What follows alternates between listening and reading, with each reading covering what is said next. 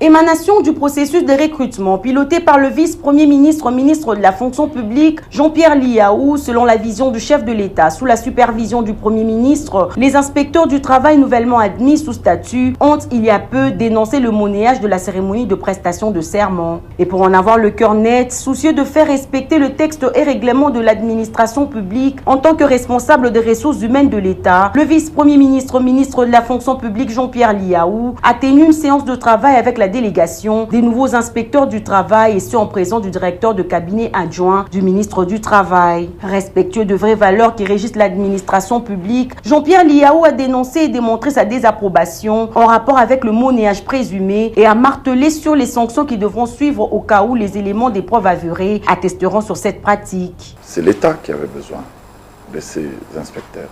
C'est l'État qui avait lancé l'appel d'offres et qui avait organisé le concours. Il n'appartient pas à l'État, qui est indivisible, de pouvoir encore monnayer et faire payer certains actes allant dans le sens d'installer ces agents-là qui, pour certains, viennent de l'intérieur et qui ne sont toujours pas à ce jour rémunérés. C'est une incongruité, c'est inacceptable.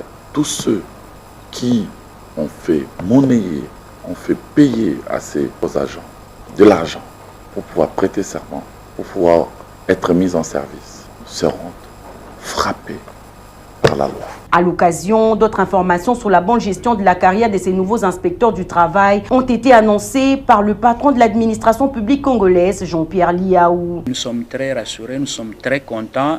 Là-dessus, j'invite vraiment tous les inspecteurs à être vraiment apaisés puisque les TD sera pris en charge, c'est-à-dire salaire de base plus prime.